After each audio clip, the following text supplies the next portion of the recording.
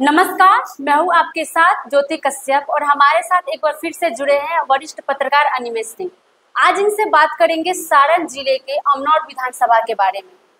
अनिमेष जी, पहले तो आपको एक बार हमारे साथ जुड़ने के लिए फिर से बहुत बहुत स्वागत है। बहुत बहुत आपका भी आभार यहाँ पे आने के लिए और विशेष करके अमनौर विधानसभा की राजनीति पे चर्चा करने के लिए। बात करें तो सारण जिले का अमनौर विधानसभा, जहाँ देखा जाए तो एक ऐसा उभरता हुआ युवा चेहरा दिखाई दे रहा है जो कि जन सुराज में एंट्री करता है, और जन सुराज में एंट्री करते ही अमनौर विधानसभा में एक अलग ही देखा जाए तो एक भूचाल आ जा रहा है। बात हम कर रहे हैं, आप भी नाम सुने होंगे, उज्जवल सिंह, जो कि पहले अलग पार्टी में थे लेकिन अब वो जन सुराज में सबसे एंट्री किए हैं।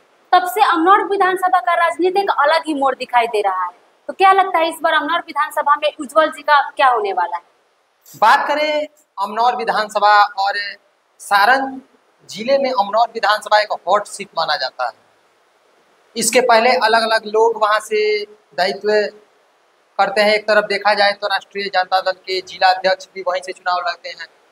दूसरे तरफ देखा जाए तो बिहार के आईटी मिनिस्टर मंटू सिंह जो अभी बने हैं, वो भी उसी क्षेत्र से चुनाव लड़के और मंत्री बने हुए हैं।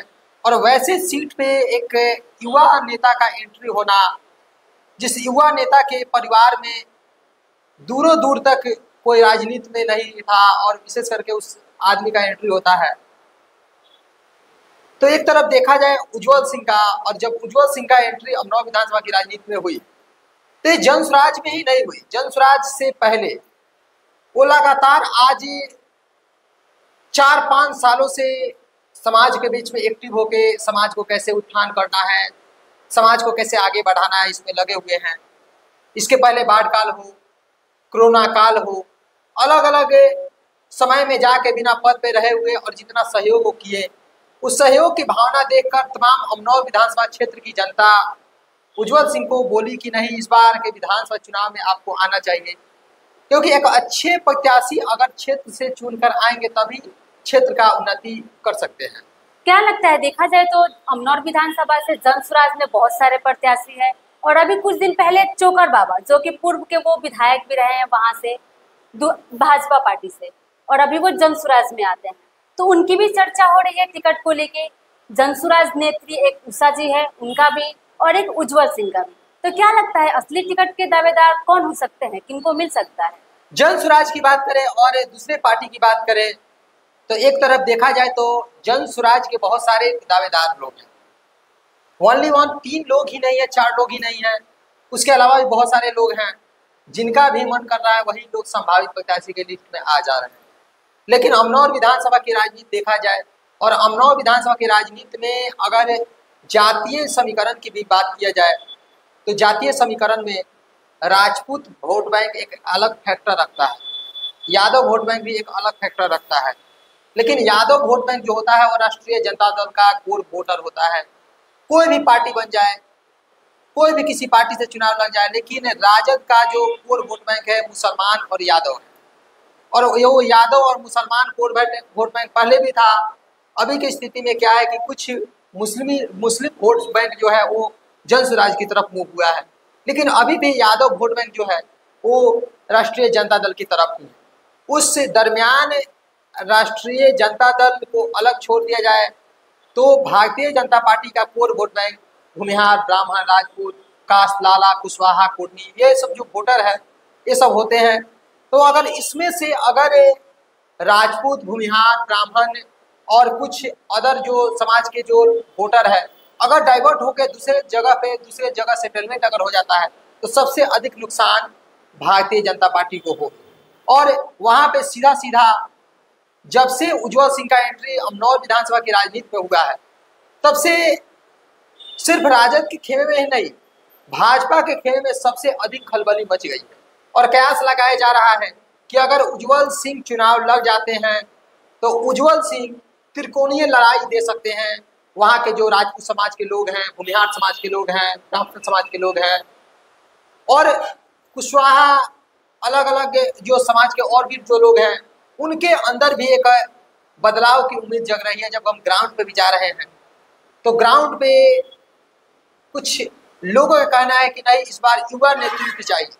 और युवा नेतृत्व में देखा जाए तो दूसरा कोई युवा नेतृत्व नहीं सामने दिख रहा है, और वहाँ पे सीधा सीधा उज्जवल सिंह ही दिखाई दे रहे हैं। अच्छा, अभी देखा जाए तो अभी बहुत सारे बिहार बदलाव रैली हुआ, सभा हुआ, बहुत सारे नाम से प्रशांत जी के द्वारा कराया गया, उसमें सभी ने बढ़ चढ़ के हिस्सा लिया, उज्जवल जी भी नहीं लिया। तो हम देखे होंगे हर सभा में कि उनके साथ महिला तो जुड़ी है, लेकिन उनके साथ बहुत सारे युवा भी उनके साथ जुड़े हैं। तो कहीं ना कहीं अमनौर विधानसभा के महिला और जो युवा है, सबसे ज्यादा युवा, क्योंकि अब युवा ही बदलाव चाह रहे हैं, तो ऐसा लगता है कि अच्छा मान लीजिए कि अगर प्रशांत जी वहाँ उज्जवल पे विश्वास करके टिकट दे देते हैं, और अभी वहाँ पे वर्तमान में विधायक है मंटू सिंह, वो मंत्री भी बन गए हैं, तो क्या लगता है उज्जवल जी उनको मात दे पाएंगे? अभी की स्थिति में अगर देखा जाए अमनौर विधानसभा की राजनीति तो आमने सामने की लड़ाई चल रही है, उज्जवल सिंह बनाम मंटू सिंह चल रहा है। अच्छा, वहाँ पे देखा जाए तो अभी सांसद एनडीए से ही है, विधायक भी एनडीए से है, तो क्या वहाँ पे जनसुराज दावा दे पाएगी? देखिए, उज्जवल सिंह की बात करें तो उज्जवल सिंह का अपना एक अमिट छाप है। उज्जवल सिंह के परिवार का भी पहले का अमिट छाप बना हुआ है। उज्जवल सिंह के पारिवारिक जो उनके पिताजी हैं, उनके दादाजी जो थे, वो लोग भी समाज के बीच में एक अलग अमिट छाप बनाए हुए हैं। अलग अलग गरीबों को रहने के लिए अलग अलग जमीनें दान दिए हुए हैं, तो वो सब भी को लेकर भी बहुत सारे जो समाज में एक अलग मैसेज है। दूसरा चीज़ है कि उज्जवल सिंह जब आज से 5 साल पहले से ही समाज के बीच में बहुत सारे जो नेता होते हैं वो बरसाती मेढक की तरह आते हैं। जब चुनाव का समर चलता है तो उस समय क्या होता है कि अपने अपने बिल से निकलते हैं, अपेको पेको करना स्टार्ट कर देते हैं। लेकिन उज्जवल सिंह की अगर राजनीति की बात करें तो उज्जवल सिंह उस समय से राजनीति कर रहे हैं जिस समय विधानसभा चुनाव होने वाला था, और उसके पहले से ही वो धरातल पे लग गए थे, धरातल पे कैसे सहयोग करना है।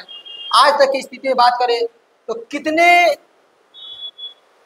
अलग अलग गरीब के बेटियों के शादी में अपने बिजनेस के माध्यम से, क्योंकि उनका बिजनेस भी है और बहुत बड़े लेवल पे उनका बिजनेस भी चलता है, और उस अपने बिजनेस से अगर बिजनेस से 100% कमा रहे हैं तो 100 का 25%, 30%, 40% उस गरीबों में दान भी करते हैं।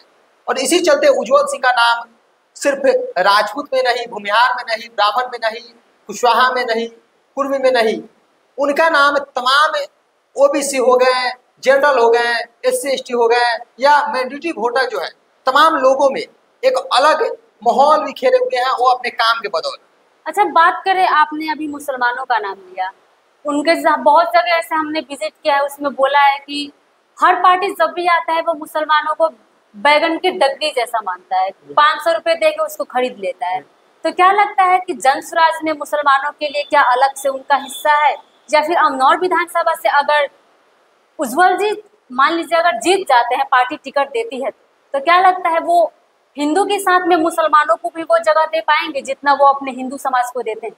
अमनौर विधानसभा की राजनीति की बात करें तो अमनौर विधानसभा और विशेष करके जनसुराज, अभी की स्थिति में कितना भी जनसुराज अपना दमखम लगा ले, लेकिन जिस विधानसभा क्षेत्र से अच्छे कैंडिडेट नहीं मिलेंगे तब तक कुछ लीडिंग नहीं हो सकता है, क्योंकि जनसुराज के आए हुए कम से कम अभी 2.5 से 3 साल हो रहे हैं, और उज्जवल सिंह आज कम से कम 6 साल से 5 साल से मेहनत कर रहे हैं। तो उज्जवल सिंह का भी कोर वोट बैंक अपना कोर वोट बैंक है, या वो भाजपा के हो, या कुछ राजद के वोट बैंक हो, या कुछ जदयू के हो, कुछ कांग्रेस के हो, कुछ अलग अलग पार्टी के हो, तमाम वोटरों में उनका सेंध है। और अगर उज्जवल सिंह का राजनीति में और उज्जवल सिंह का अगर जनसुराज से टिकट मिलता है तो आने वाले दिनों में अमनौर विधानसभा की राजनीति त्रिकोणीय राजनीति होगी, त्रिकोणीय लड़ाई होगी, और कसम कस देखने लायक होगी पूरे सारण जिला में। देखा जाए तो जब भी चुनाव आता है, कैंडिडेट जीत भी जाता है तो वो नली गली इसी सब पे काम करता है। उज्जवल जी एक युवा है और उनके साथ जब भी चलते हैं तो युवाओं का समर्थन रहता है। तो क्या लगता है उज्जवल जी जीतने के बाद युवाओं के लिए कुछ सोचेंगे? वो जनसुराज ज्वाइन करते हैं, जनसुराज ज्वाइन करने के बाद पहला एक सभा करते हैं।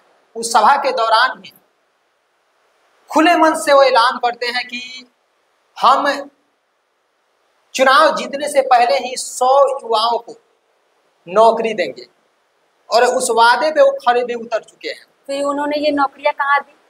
वो नौकरियां जैसे कि मत्स्य विभाग में अलग अलग जो मछली पालन, और मछली पालन के माध्यम से वो पूरे अमनौर में ही नहीं सारण के अलावा भी बिहार और बिहार के अलावा भी अलग अलग राज्यों में उनका मत्स्य का विशेष करके कार्य चलता है, अलग अलग मछली का कारोबार चलता है। उसके माध्यम से और अलग अलग माध्यम से और भी बहुत सारे उनके जो कार्य हैं उसके माध्यम से सैकड़ों सौ से ऊपर युवाओं को वो रोजगार दे चुके हैं। उसका प्रमाण विशेषकर को सामने साबित भी कर चुके हैं।